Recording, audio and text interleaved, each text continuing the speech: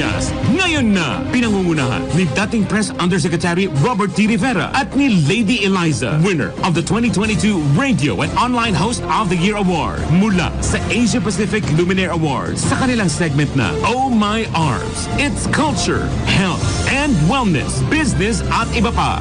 Tuwing Lunes at Miyerkules, 1:00 hanggang 2:00 ng hapon. Pilipinas, ngayon na!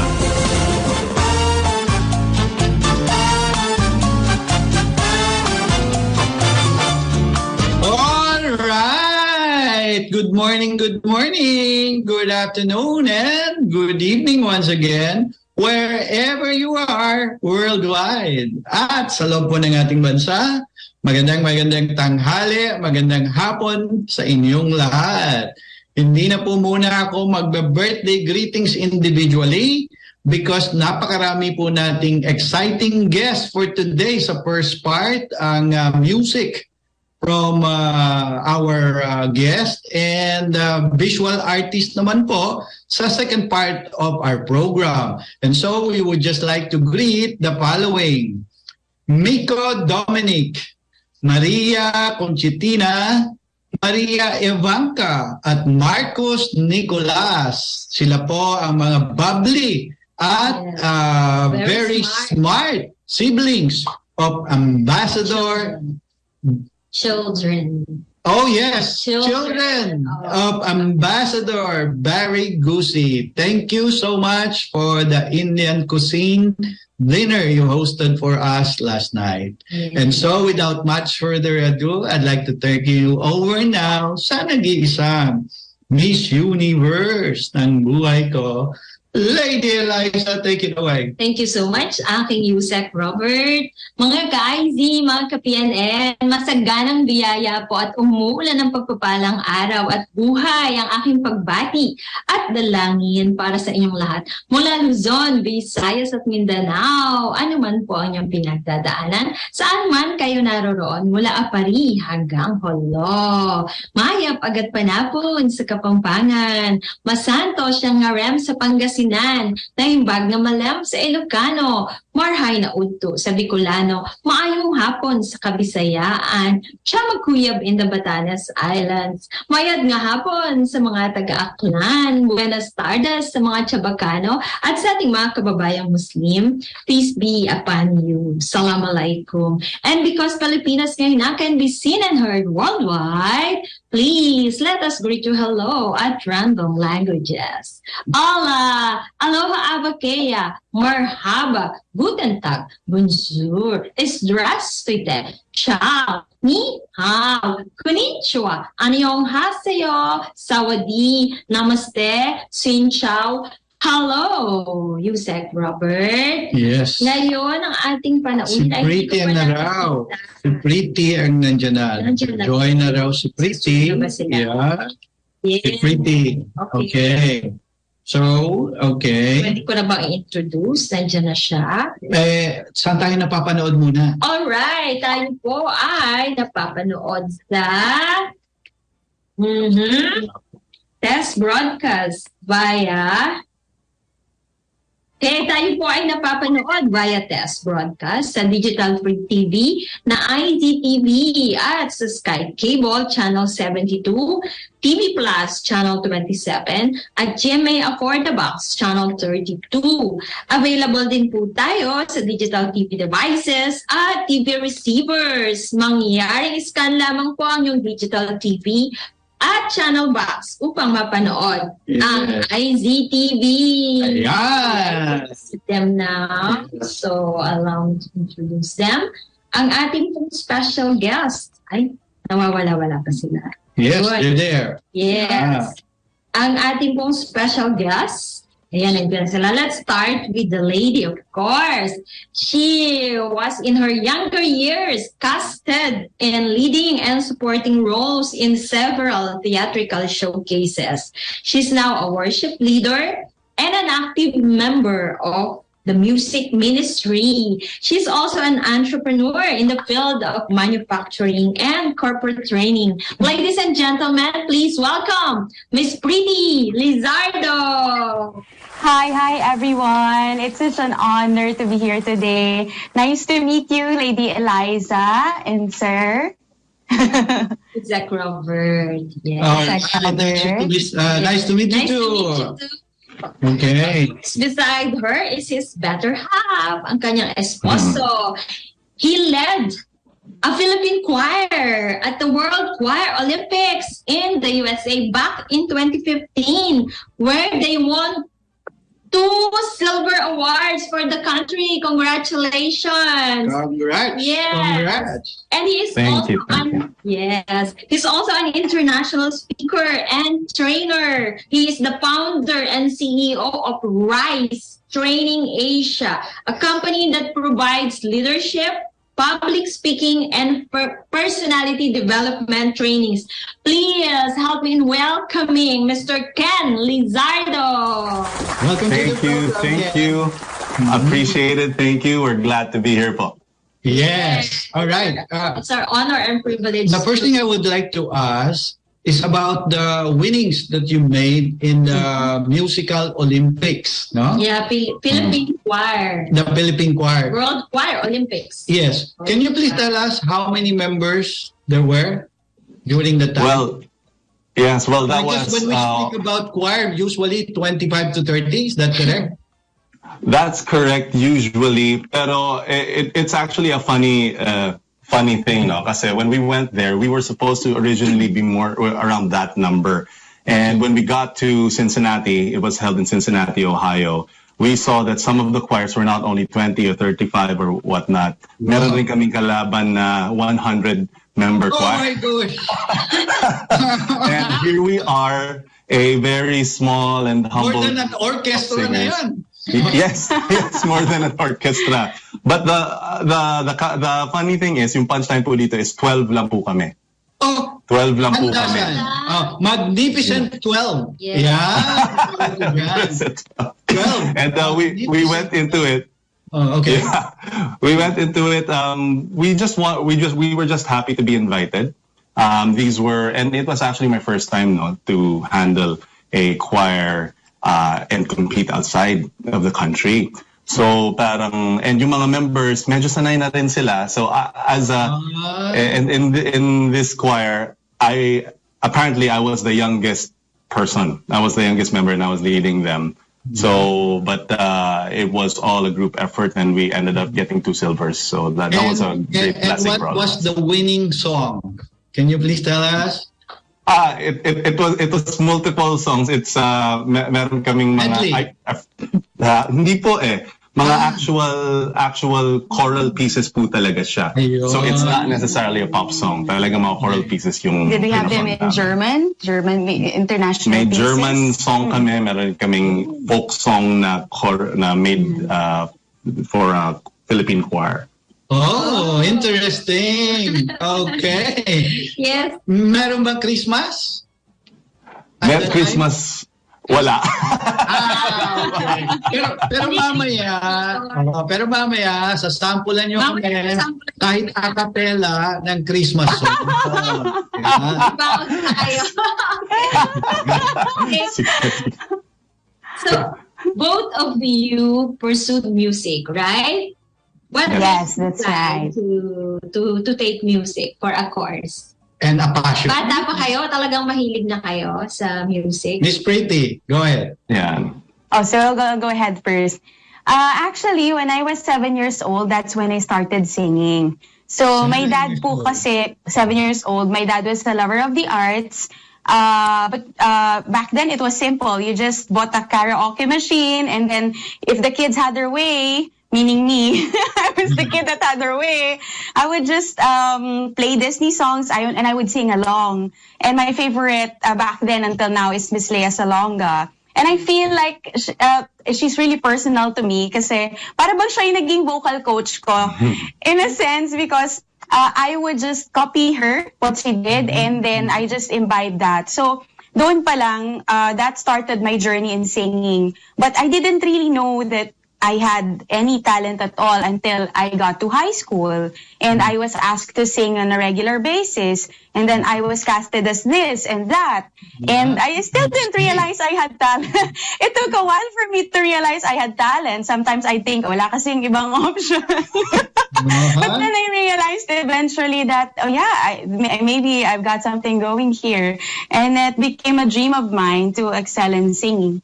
And I've loved the performing arts since then. I joined the workshops, regular adult acting workshops in Repertory Philippines, which I really loved.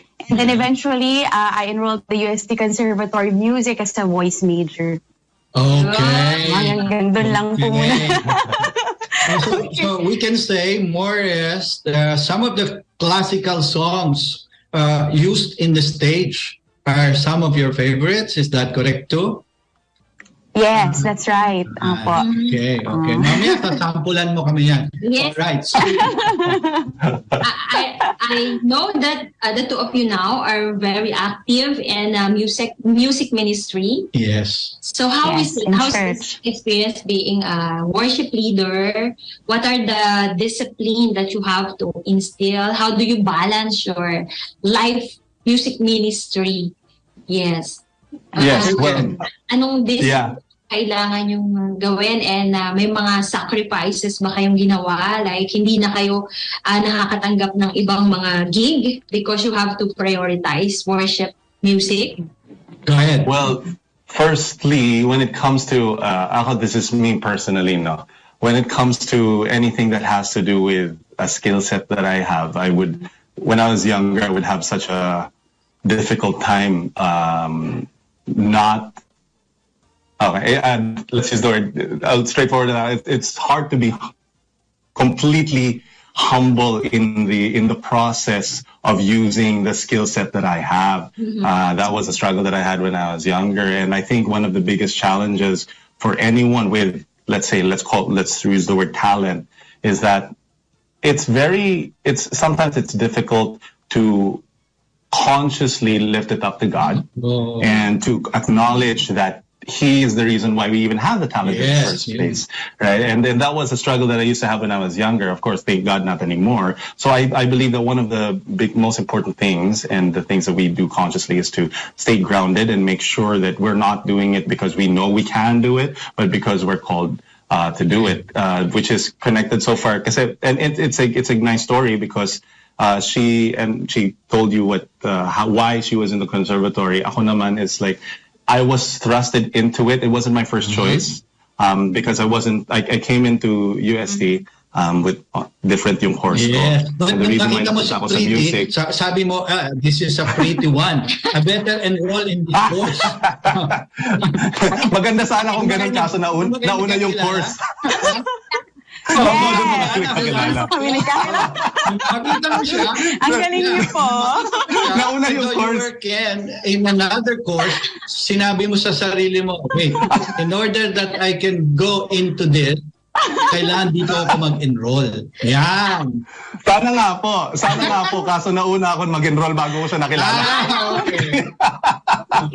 Nag-enroll ako because I didn't do well in my previous college. And so let's just say I just wasn't a good steward of the opportunity that I was given during college. So I ended up going there kasi parang sila na lang tumanggap sa akin because of the things that happened in my first year. But it ended up being God's will. God's will. Yes.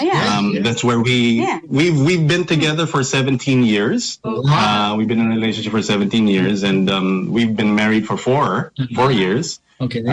So parang that's the idea. And what happened kasi is after that, parang when I graduated, there was no music in my life for several years. Why? You stopped? Several years. You stopped for a while after graduation. Well, it was more of parang that wasn't the opportunity that I saw. Because the only opportunity for someone like me, kasi composition and people think kasi that composition is the same as songwriting when it's actually not. No, I've been not.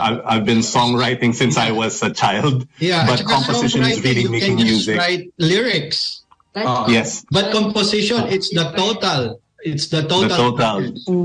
Yeah, and like my Music, melody, music, melody, lyric. I remember yung first, yung last big piece ko, I made a mini opera. It's called an oratorio.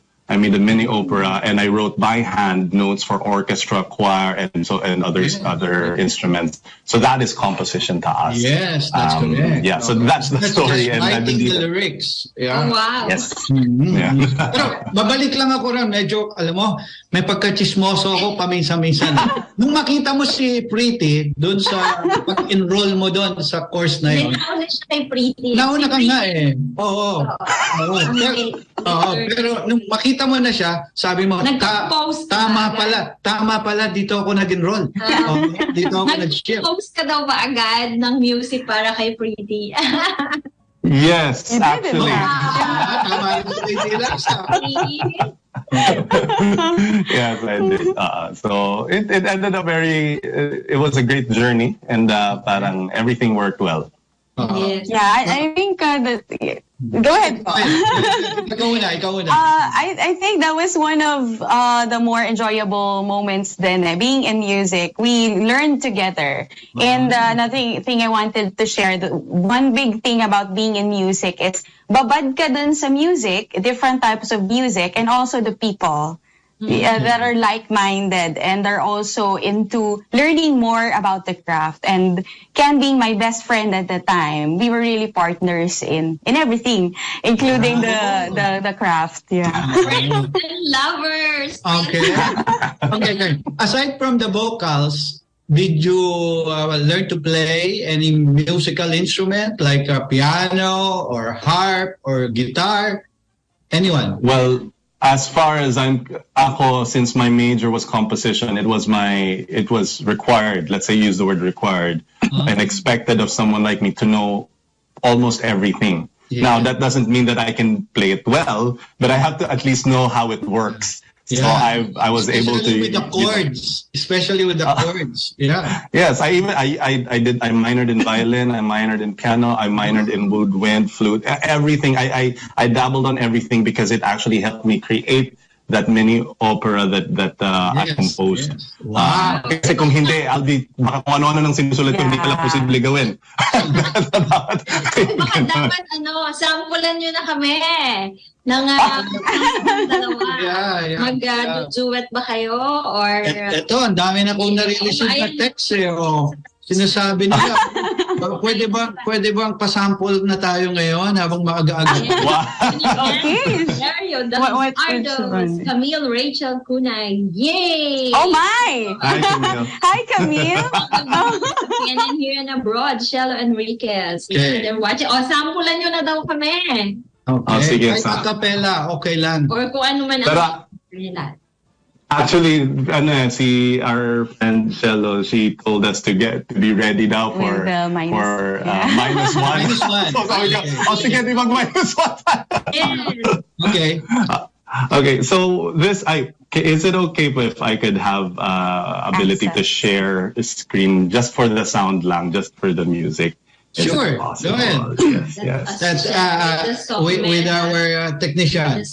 Engineer John, pwede daw ba mag-share?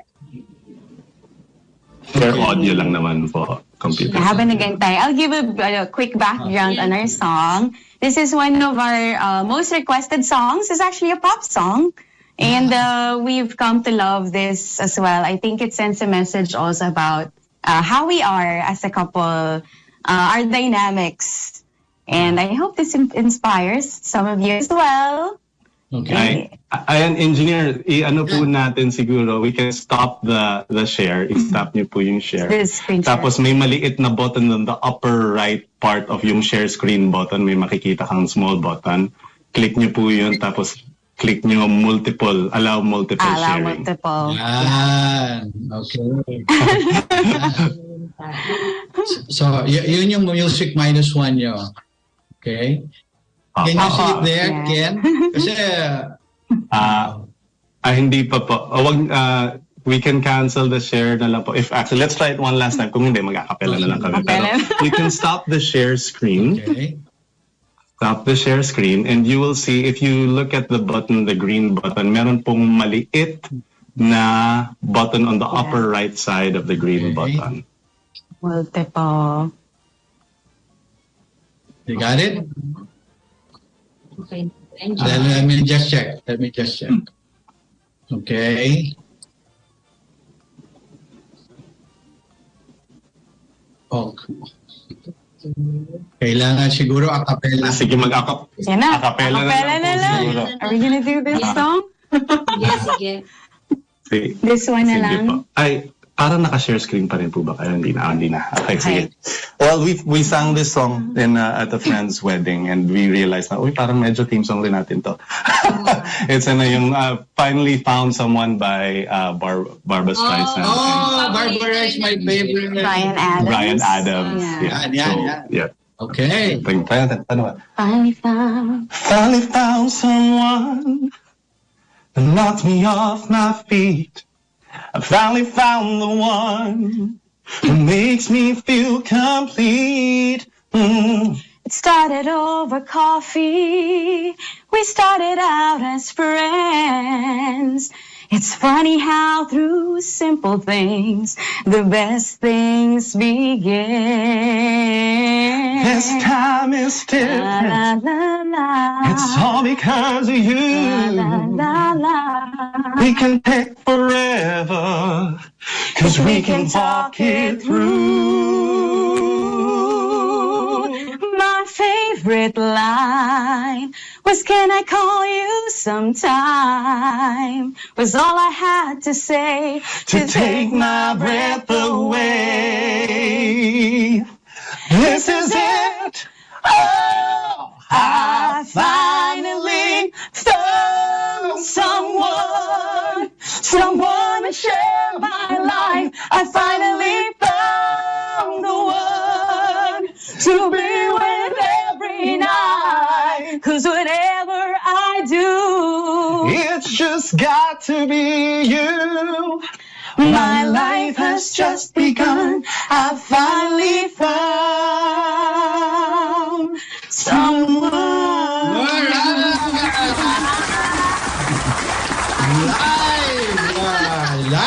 Live on DWIZ Pilipinas ngayon na.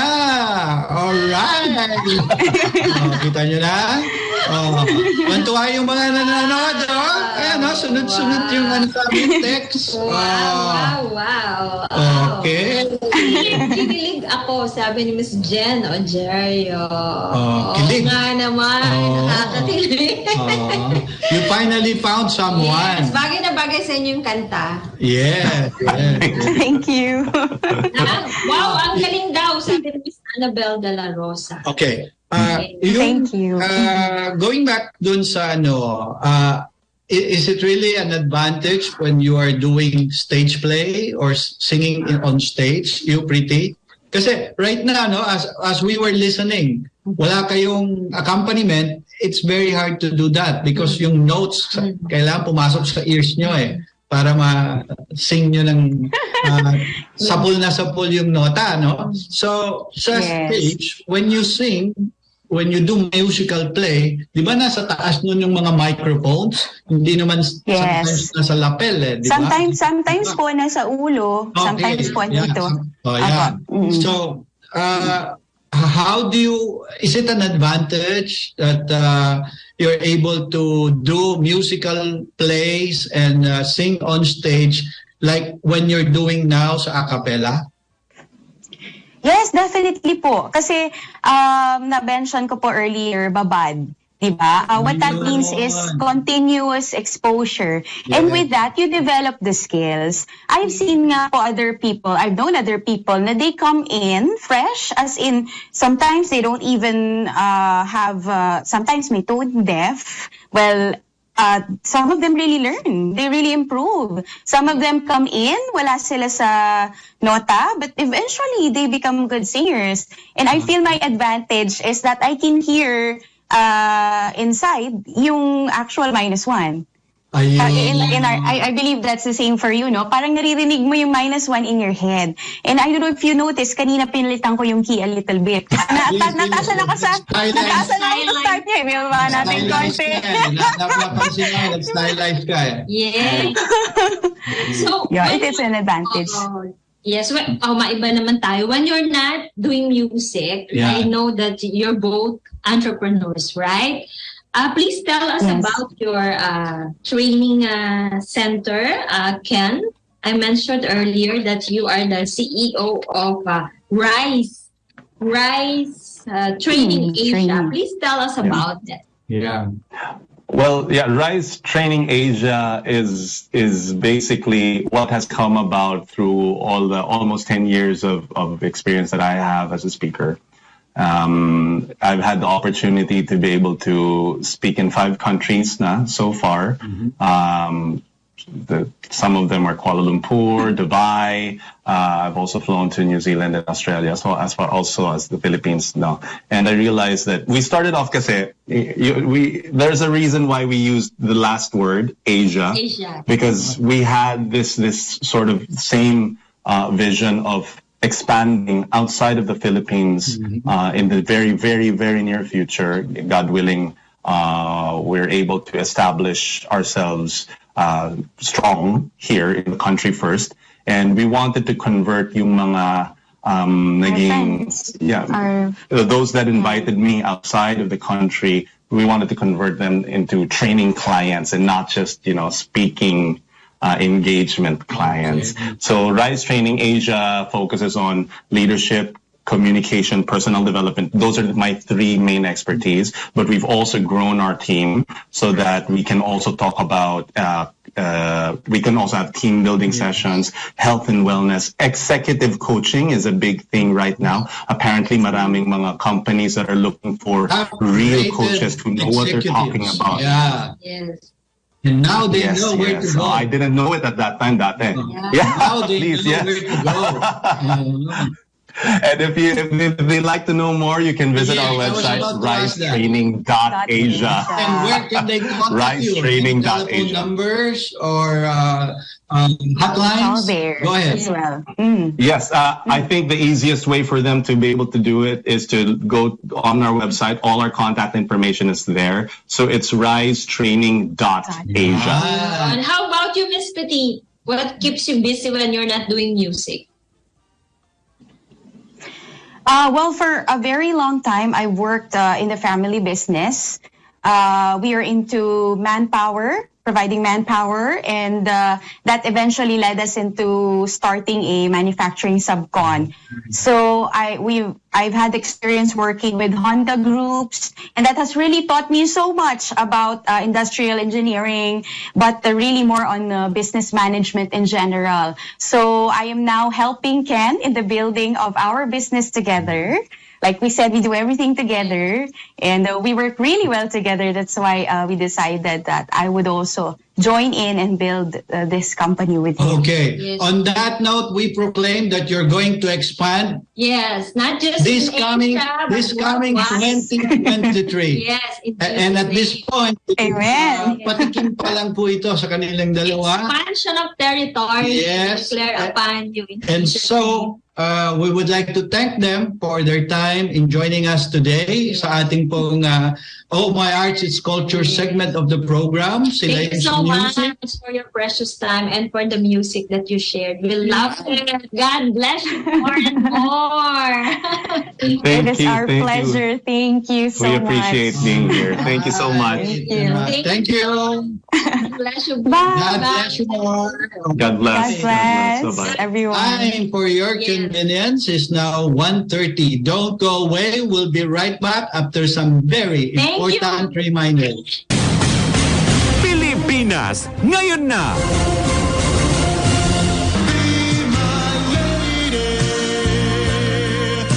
Nagbabalik po ang Pilipinas. Pilipinas kayo na. Ako po ulit si Lady Eliza at sa pagkakataon po ito, pahintulutan niyo po kaming handugan kayo ng dessert for the soul na napakatamis pero sugar-free. Hindi nakaka-diabetes, garantisadong hindi nakakataas ng blood sugar, no carbs, no calories, kaya hindi nakakataba. At ito po ay nakakainda. Mga awit 96, 1 hanggang 5. At sinabi po dito, purihin natin si Yahweh. Awitan ng mga bagong awit. Purihin natin si Yahweh. Ngalan niya ay sambahin. Araw-araw, ang ginawang pagliligtas ay banggitin. Kahit ay ipahayag na si Yahweh ay dakila. Sa madla ay ipahayag ang dakila niyang gawa. Si Yahweh ay tunay na dakila. Marapat na papurihan, higit sa sinumang Diyos. Siya'y dapat na igalang ang Diyos ng sanlibutan, pawang mga Diyos-Diyusan, si Yahweh lamang ang may likha ng isang kalangitan. Yusek Robert? Right. We are now back in the second half of our program. And at this point, we're very happy and honored to have with us the father and son tandem of the prolific artist and painter who just finished their show sa Festival Mall to sold out capacity. So naubusan na po sila ng painting nila sa dami ng umattend at sa dami ng nag-order. Now, bago ko po sila introduce, kung mapapansin niyo po sa aming likuran, yan, colored, Masagana Ani. Yan po ay isa sa likha at obra maestra ng ating pong panauhing pangdangal sa hapong ito na walang iba kundi si Mr. Phil De La Cruz and Sam Janos. Phil De La Cruz Welcome. and Sam Janos De La Cruz. Welcome sa Pilipinas ngayon na. Thank you. Thank you very much. Salamat po. Thank you, Yusek. Thank you, Lady Liza. Hello po. Yes. Ang laki-laki mo na. Long time no see. At saka nung nagpunta kami ng tour ng daddy mo sa Europe, baby ka pa yata nun eh. Ngayon, painter ka na rin at ang gaganda ng ginawa nyo. So tell us about the recently concluded show which was held in Festival Mall. At nabalitaan namin dahil sa hindi magkamayaw yung mga tao, they wanted an extension. But this time, it's gonna be in another venue. So go ahead, Phil. How was it? First of all, good afternoon sa inyong dalawa, Robert, Lady Liza. It's been a long time. Kita na because of the pandemic, no? Pero going back to our topic, the exhibition sa Festival Mall, it was a very successful exhibition. Ang daming nag-attend.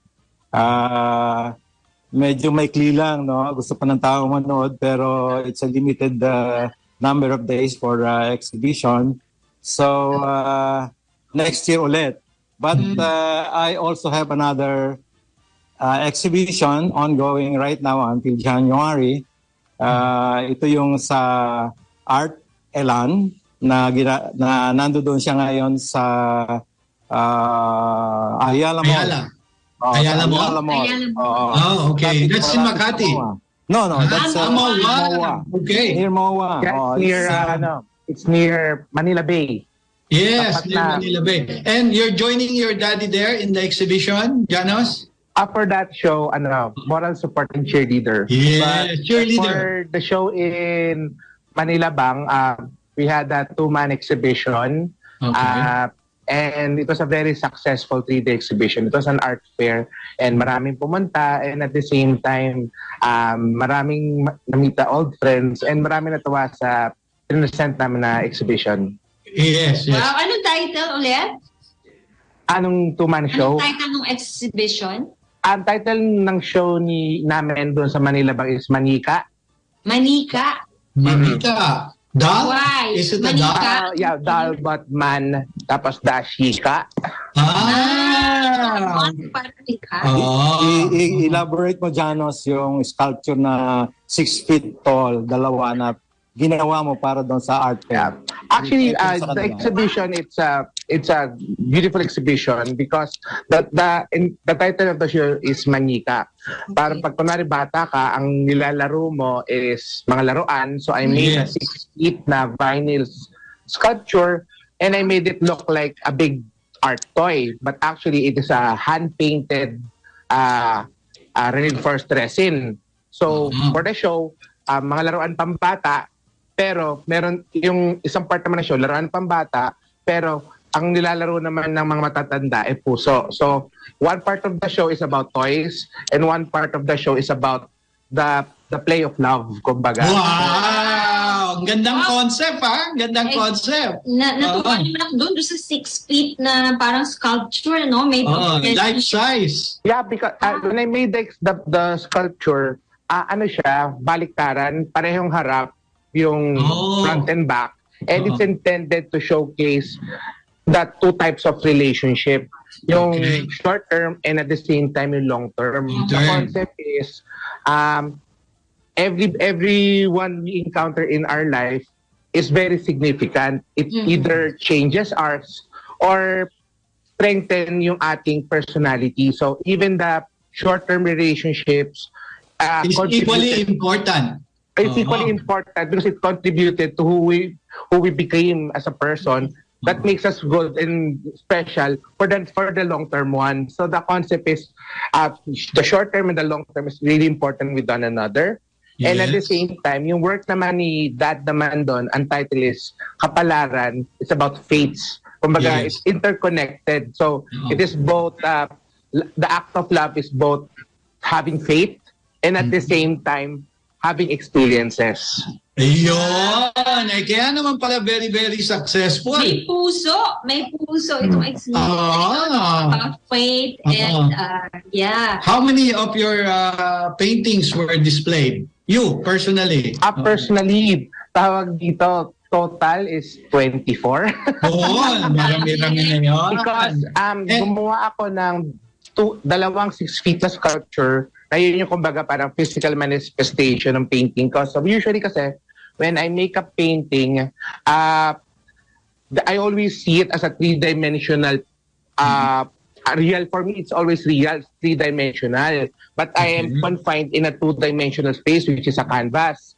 So for this exhibition, I wanted to create something that is something that you can touch, something you can feel, something that you can go around with. So I wanted to create something 3-dimensional. So I made a 3-dimensional artwork ng concept ko. And at the same time, I made 11 pieces na mga hand-painted na illustrations and pen and ink na para siyang Stations of the Cross, pero ito naman Stations of Love. Para for example, first love, first kiss, first kiss. Wow! First heartache, yung ganon. Okay. Yeah. Paabutin mo yan hanggang Valentine's Day. Kasi stages pala eh. Pregnancy doon at saka child. Actually, hindi na umabot kasi yun yung happily ever after. Yun yung kumbaga, the story after the happily ever after. Kumbaga, focus more on the first love, first kiss. Sa amo niyang station na yan, Station of Love na yan. Ano yung stage yan? Actually, ang inspiration ko talaga dyan is yung story na, yung movie na One More Chance, yung kay Popoy and Basha. So first, first sight, unang kita. Then secondly is yung first date. Tapos, first, yung ligawan. Then, unang selos. Tapos, unang argument. Tapos, first na balikan. Tapos, tapos basically, ang end, it's para siyang, I consider it like a storyboard of a movie. Yes. So tapos biglang babagsak, then biglang aakyat ulit. Parang roller coaster ride, no? Were you inspired by your own experience?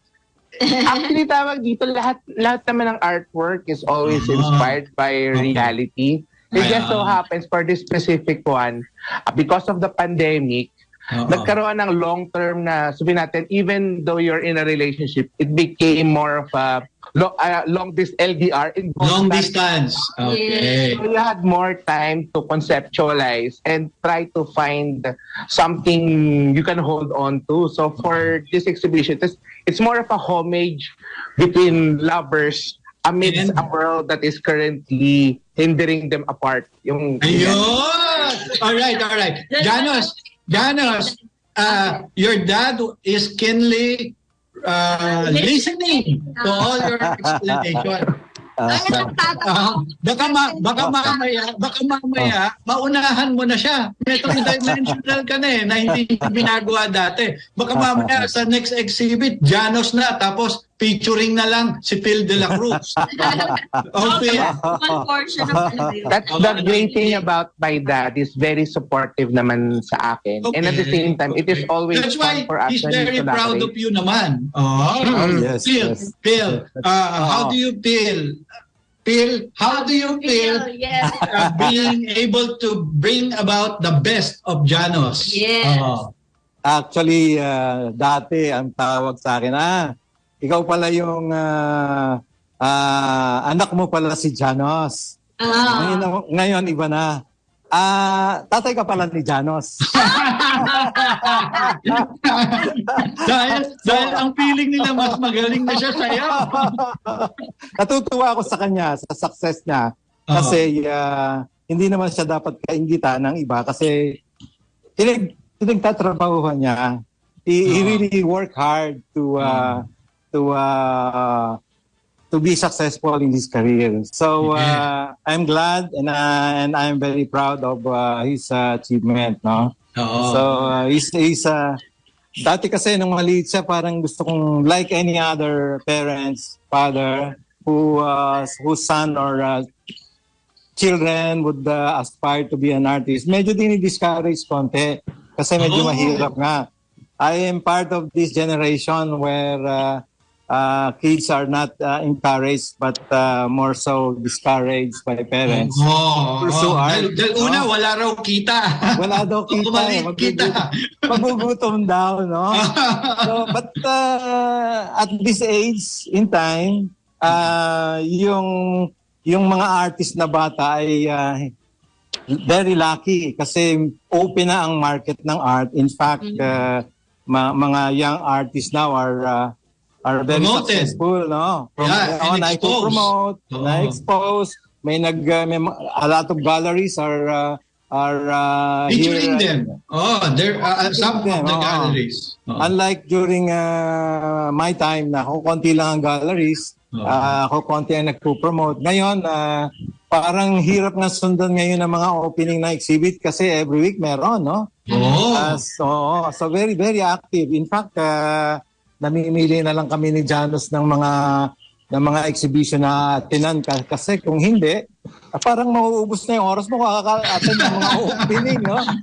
So, ito namang ang art career is a very, very demanding, no? Very demanding career, no? Kailangan talaga disiplinado ka na magtrabaho.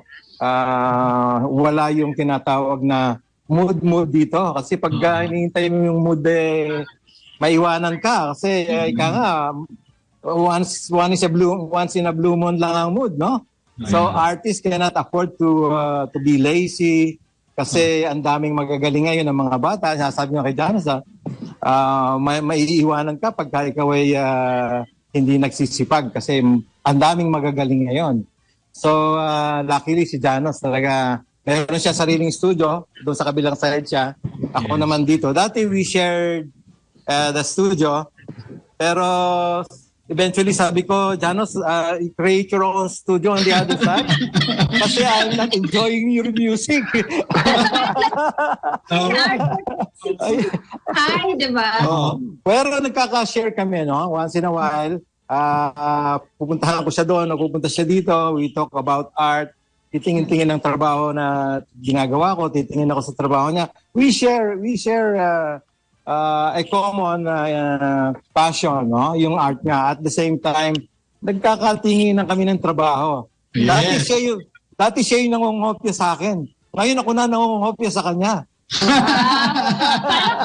Para pala kayo pwede kayo mag-check and balance, pwede mag-suggest, pwede Going back lang, Phil, doon sa sinabi mo, kailangan masipag. Ito ay kukwento ko kay Jano. Kasi yung daddy mo, napakasipag. Yes. Nakasama ko siya sa tour, 30 days tour na exhibit sa Europe. At talagang bit-bit niya yung mga painting. Dahil nga sa bit-bit niya yung painting, kasama namin si Heber Bartolome, ako ang taga-stapler. Alam niyo ba yun? Ako ang taga-stapler dun sa likod. Si Yusek Robert Rivera, taga-stapler namin ng canvas. But I learned many things from there because I learned the value of not only the hard work, but of patience and perseverance. O yun. At mga ka-ID, mga ka-PNN, sa aming puntahanan ay may mga likhang obra ni Phil de la Cruz sa iba't ibang bahagi ng aming bahay. Mga 4 yata ang kanyang collection na nandito. Noong pa po yung time na tinatawag siyang Father of Lithography. Tama, no? Yes. Ngayon, consummate artist and painter. May 2 artwork ka dito eh. Medyo tinakpan ko lang yung team malakas at maganda kasi medyo merong exposure. They bold daw, caution.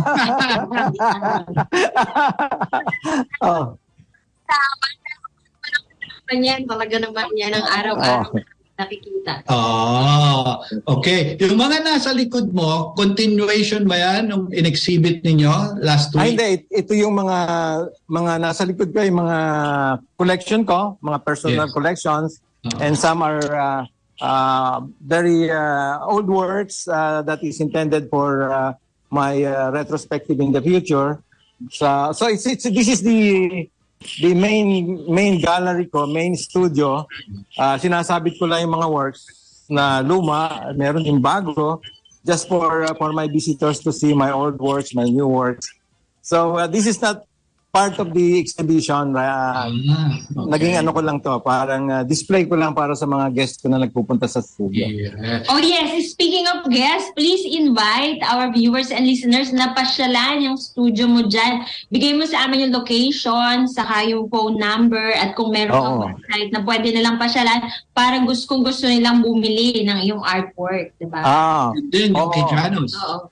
Pag pinuntahan nyo yung studio ko, yung bahay sining, makikita nyo kaming 2 ni Janos dito, yung aming mga obra. So, madali naman pumunta dito sa amin, sa Soldiers Hills, sa Muntinlupa. All you have to do is type bahay sining. Bahay sining. Sa Waze. Google. Sa Google? Waze mo lang, Waze. All caps, bahay sining, and you will get here in our studio. No bahay sining, one word. One word. One word. Bahay sining. Okay. May telepono ba na pwedeng tawagan para sa set ng appointment? Yes. You can call me in my cell phone number, 0917-896-6211. Ayun. Again, 0917-896-6211. Ayan. Alright.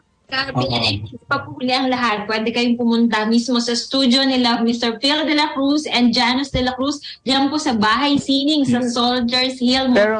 Soldiers Hills, Muntinlupa, no? Yes. That pala may ongoing exhibition pa lang before niya ma-forget. May ongoing exhibition siya until January 2023 sa Art Elan in Ayala Malls, Manila Bay. Yes, on the second floor. Mall of Asia. Yes, Ayala Malls, Manila Bay. Yeah. Manila Bay. Art Elan. Ang title ng show ni Dad is Gunsal, My Muse. Muse. Correct. Okay. Again, Gunsal. My Muse. My Muse. Sino naman ang muse mo dyan, Phil? Yan kasi yung yan yung aking mga recurring images of my Diwata. Yung Diwata series? Goddess of the South.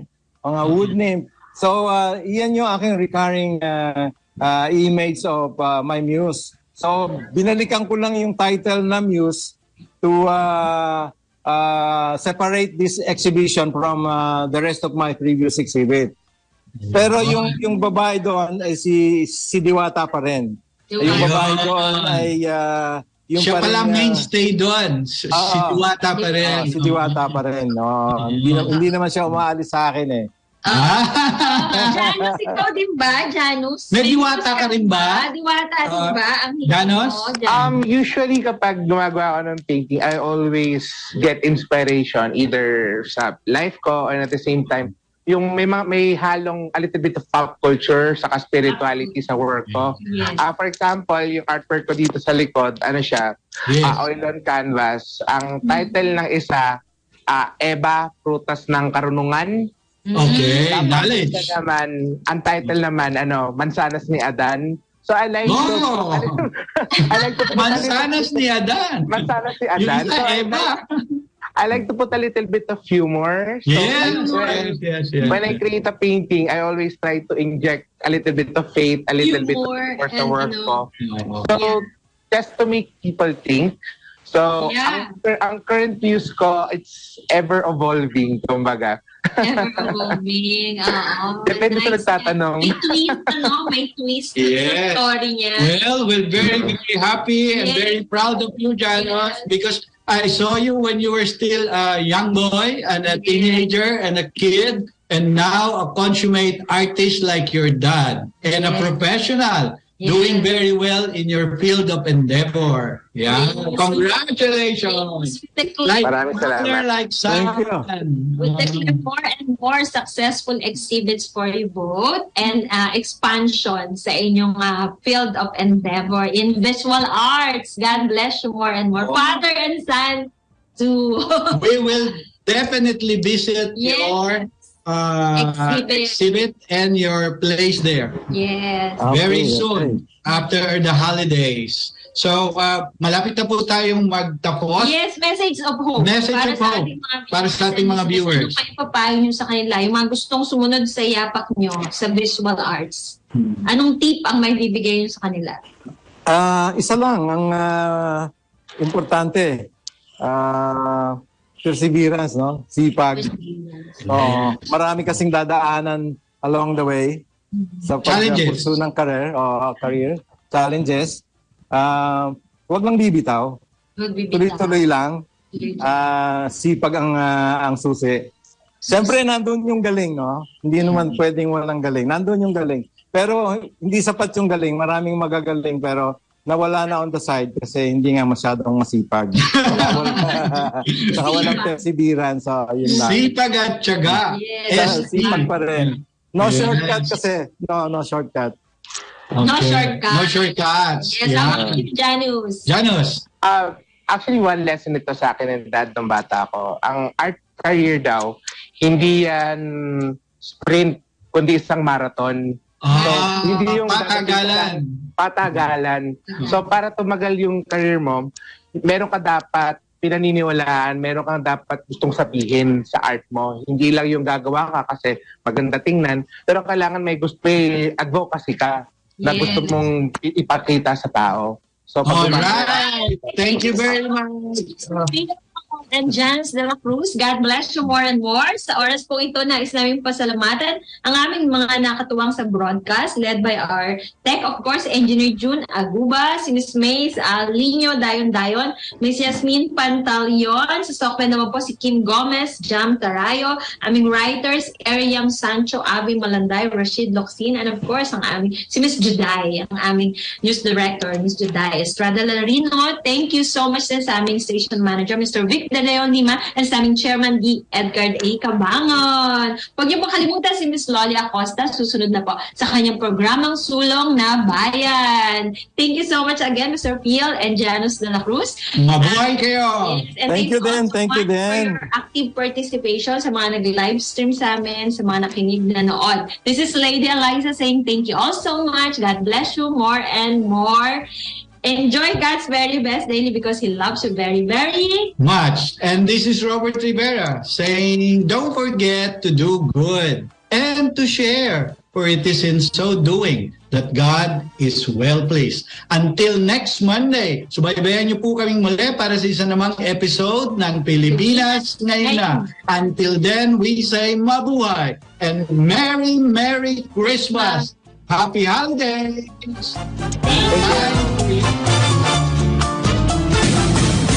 Pilipinas